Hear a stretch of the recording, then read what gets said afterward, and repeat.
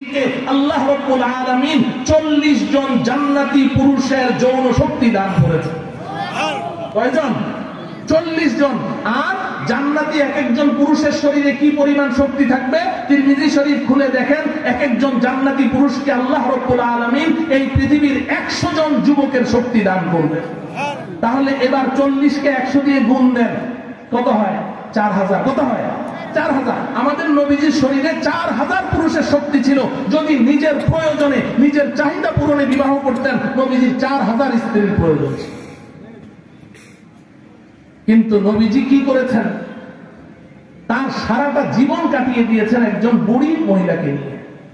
25 বছর বয়সে 40 বছর বয়সের একজন নারীকে বিবাহ করেছেন। এখানে কোন যুবক আছে যে না তোকে 1 লাখ টাকা দেবো, তুই তোর জীবনটা, তোর বয়স 25, তুই 40 বছর বয়সের মহিলাটাকে বিবাহ করে কাটিয়ে দিয়ে 1 লাখ টাকা দেবো? রাজি হবে কেউ? সারাটা জীবন কাটালেন। নবীজির বয়স 50, আম্মাজান হযরতে খাদিজার বয়স 65। তখনও নবীজি কোনো বিবাহ করেন নাই। এই 65 বছর বয়সের মহিলা, একজন বুড়ি, তাকে নিয়ে জীবনটা কাটাইলেন। হযরতে খাদিজার ইন্তেকালের পরে, এরপরে আল্লাহ পাকের নির্দেশে একজন একজন করে এই বাকি বিবিদেরকে আল্লাহ পাক নবীজির ঘরে পাঠিয়েছেন। কেন পাঠিয়েছেন জানেন? কোরআনে কারীম আল্লাহ পাক বলছেন, ওয়াযকুরনা মা ইউতলা ফি বুয়ুতিকুন্না মিন আয়াতিল্লাহি ওয়াল হিকমাহ ইন্নাল্লাহা কানা লাতীফান খাবীরা। এই মহিলাদেরকে, বিবিদেরকে পাঠিয়ে এবার নবীর বিবিদেরকে আল্লাহ পাক হুকুম করছেন। উলামায়ে কেরাম জানেন, ওয়াযকুরনা, এই নবী পত্নীগণ, ওয়াযকুরনা মা ইউতলা ফি বুয়ুতিকুন্না মিন আয়াতিল্লাহি ওয়াল হিকমা। আমার রাসূল তোমাদের ঘরে আমার কিতাব এই কোরআন যা তেলাওয়াত করে এবং ওয়াল হিকমা, কোরআনের ব্যাখ্যায় যত হাদিস তোমাদেরকে বলে, এই কোরআন এবং হাদিসের ইলম আমার রাসূলের কাছ থেকে তোমরা শিক্ষা অর্জন করো। কারণ তোমাদের পরবর্তীতে কিয়ামত পর্যন্ত আগত সমস্ত নারীরা তোমাদের কাছ থেকে এই কোরআন হাদিস শিখবে।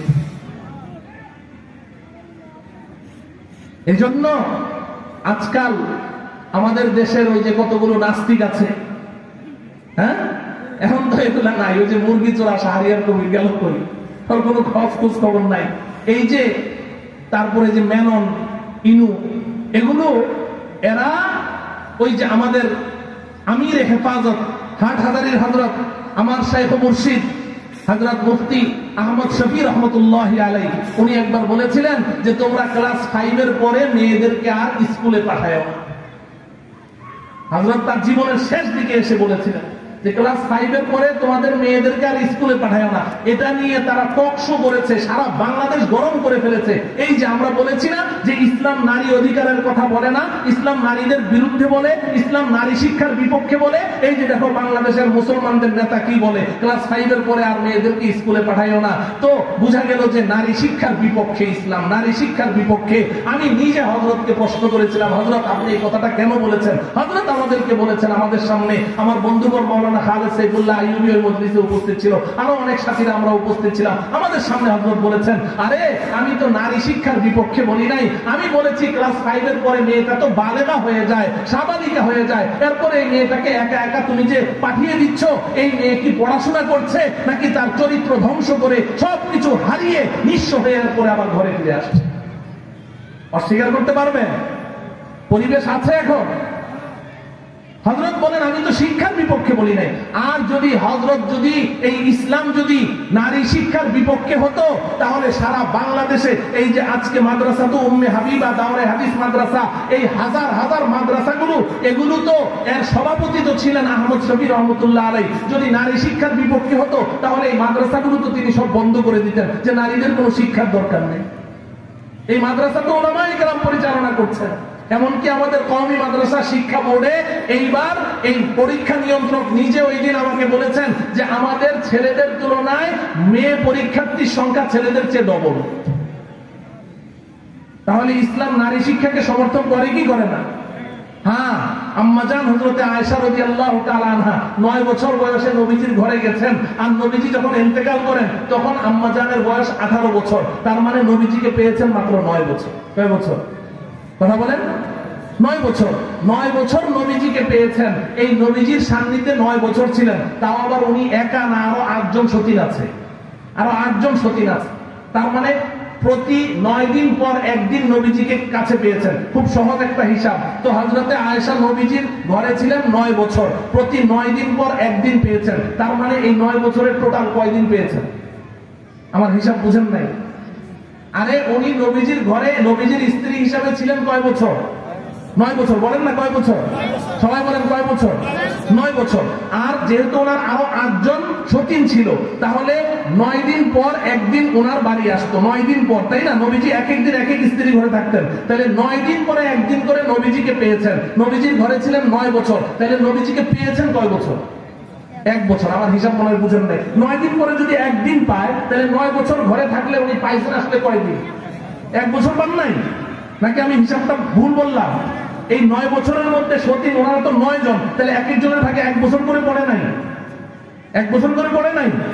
না পড়ে হিসাব কম বুঝেন তো। তাইলে মাত্র 1 বছর নবীজির সান্নিধ্যে থেকে হযরতে আয়েশা কি পরিমাণ ইলম অর্জন করেছে জানেন? হাদিসের কিতাব খুলে দেখেন, সাহাবায়ে কেরাম বলছেন, কানাত আ'লামা মিন্না ফিকহান ওয়া শি'রান ওয়া তিব্বান। আয়েশা নবীজির কাছ থেকে এই পরিমাণ ইলম অর্জন করেছে 3 সাবজেক্টে। সমস্ত সাহাবায়ে কেরামের মধ্যে আয়েশা সবচেয়ে পারদর্শী ছিলেন। ফিকহান, ইসলামিক ল, ইসলামী আইন শাস্ত্রে, আল ফিকহুল ইসলামী, এই ইসলামী আইন শাস্ত্রে সমস্ত সাহাবাদের মধ্যে হযরতে আয়েশা সবচেয়ে বড় ফকিহা ছিলেন। ফকিহাতু হাদিহিল উম্মাহ ওয়া শি'রান, কবিতা আবৃত্তির দিক থেকে আয়েশা সমস্ত সাহাবাদের মধ্যে পারদর্শী ছিলেন। ওয়া তিব্বান, এবং চিকিৎসা শাস্ত্রে আয়েশা সমস্ত সাহাবাদের মধ্যে পারদর্শী ছিলেন। ও বন্ধু, যদি ইসলাম নারী শিক্ষার বিপক্ষে হয়, আয়েশা এই 3 সাবজেক্টে, এই চিকিৎসা শাস্ত্র, ডাক্তারি বিদ্যা, এই কবিতা শাস্ত্র, এই ইসলামিক আইন, এই ইলমগুলো হযরতে আয়েশা কার কাছ থেকে শিখেছেন? কথা বলতে হবে না, বুঝেন না? কার কাছে শিখেছে? নাকি নবীজিকে ফাঁকি দিয়ে বাইরে গিয়ে কোনো ভার্সিটিতে পড়ে এসেছে? কার কাছে শিখেছে?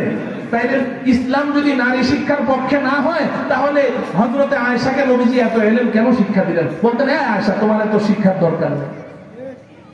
মুহতারাম হাজিরিন, এজন্য খোলাসা কথা হলো, এই ইলম এটা আল্লাহ পাকের কুদরতি সিনার নূর। এই নূর যদি না থাকে, আমার ঈমানের হেফাজত হবে না।